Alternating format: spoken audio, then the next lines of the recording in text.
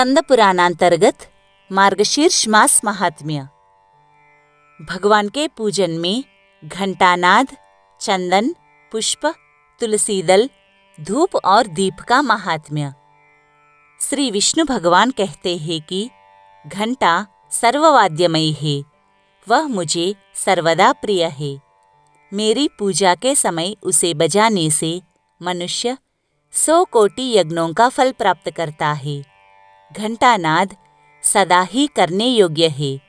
विशेषतः मेरी पूजा के समय घंटा अवश्य बजाना चाहिए। मृदंग और शंख की ध्वनि तथा प्रणव के उच्चारण के साथ किया हुआ मेरा पूजन मनुष्यों को सदैव मोक्ष प्रदान करने वाला है। मेरे पूजन के समय जो घंटानाद करता है उसके 100 जन्मों के पाप तत्काल नष्ट हो जाते हैं।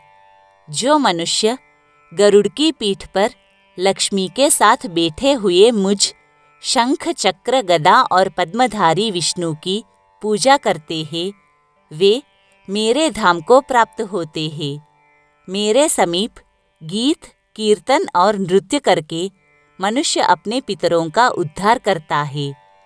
जो गरुड़ चिह्न से युक्त घंटा हाथ में लेकर धूप, आरती, स्नान, पूजा और विलेपन के समय मेरे आगे प्रतिदिन बजाता है, वह प्रत्येक उपचार में बजाने के बदले 100 चांद्रायन से प्राप्त होने वाले फल को पाता है।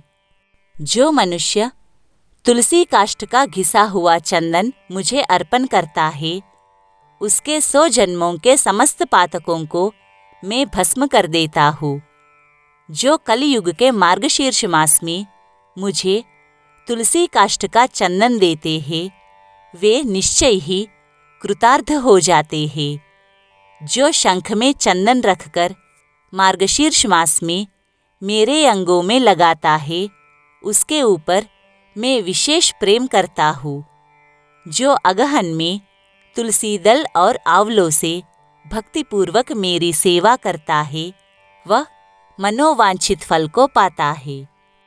बेला, चमेली, जूही, अतिमुक्ता, कनेर, वैजयंती, विजया, चमेली के गुच्छे, कर्णिकार, कुरैया, चंपक, चातक, कुंद, करचूर, मल्लिका, अशोक, तिलक तथा अपरयूथिका इत्यादि फूल मेरी पूजा के लिए उत्तम होते हैं। केतकी का पत्ता और पुष्प, भृंगराज, तुलसी का पत्ता और फूल, ये सब मुझे शीघ्र प्रसन्न करने वाले हैं।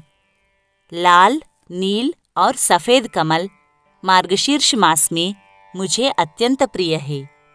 मेरी पूजा के लिए वे ही फूल उत्तम माने गए हैं, जो सुंदर रंग वाले होने के साथ ही सरस और सुगंधित हो।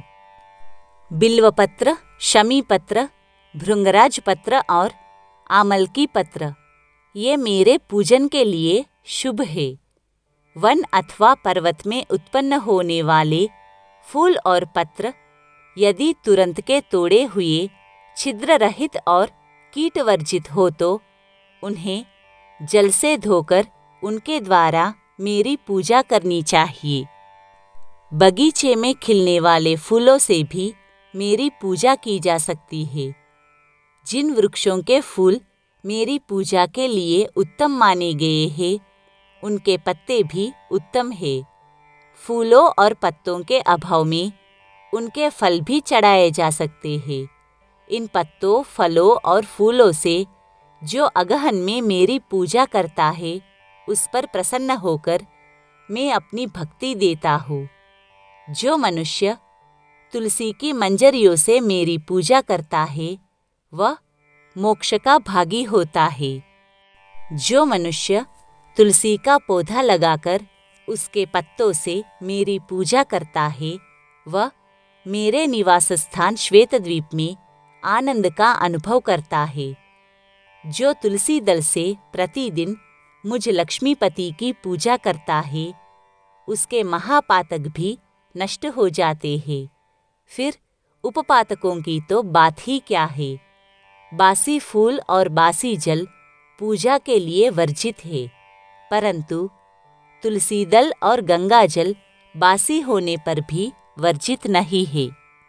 बिल्वपत्र, शमी पत्र, चमेली पत्र और कमल तथा कौस्तुभ मणि से भी मुझे तुलसी दल अधिक प्रिय है, जिसके पत्ते कटे न हो और जो मंजरी के साथ हो, ऐसी तुलसी मुझे लक्ष्मी के समान प्रिय है। जैसी कृष्णा और शुक्ला दोनों पक्षों की एकादशी मुझे प्रिय है, उसी प्रकार गौर और कृष्ण दोनों प्रकार की तुलसी मुझे प्रिय है।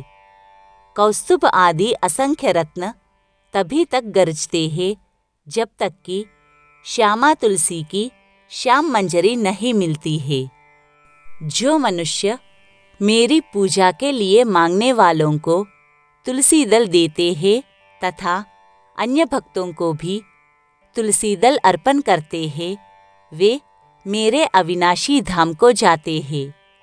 जो काले अगरू के बने हुए धूप से मेरे मंदिर को सुवासित करता है, वह वैष्णव नरक समुद्र से मुक्त हो जाता है।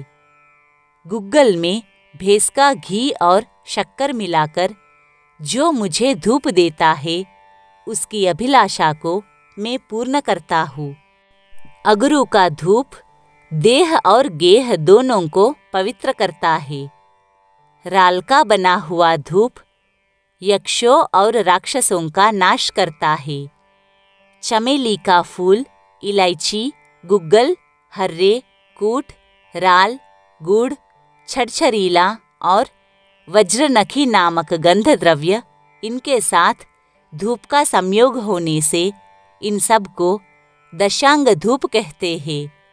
यदि मेरे अत्यंत प्रिय मार्गशीर्ष मास में कोई मनुष्य दशांग धूप देता है तो मैं उसे अत्यंत दुर्लभ मनोरथ, बल, पुष्टि, स्त्री, पुत्र और भक्ति देता हूँ। अनेक बत्तियों से युक्त और घी से भरे हुए दीप को जलाकर जो मनुष्य मेरी आरती उतारता है, वह कोटि कल्पों तक स्वर्गलोक में निवास करता है। जो अगहन के महीने में मेरे आगे होती हुई आरती का दर्शन करता है, वह अंत में परम पद को प्राप्त होता है। जो मेरे आगे भक्तिपूर्वक कपूर की आरती करता है, वह मुझ अनंत में प्रवेश कर जाता है। जो मंत्रहीन और क्रियाहीन मेरा पूजन किया गया है, वह मेरी आरती कर देने पर सर्वथा परिपूर्ण हो जाता है। जो मार्गशीर्ष मास में कपूर से दीपक जलाकर मुझे अर्पण करता है, वह अश्वमेध यज्ञ का फल पाता और अपने कुल का उद्धार कर देता है।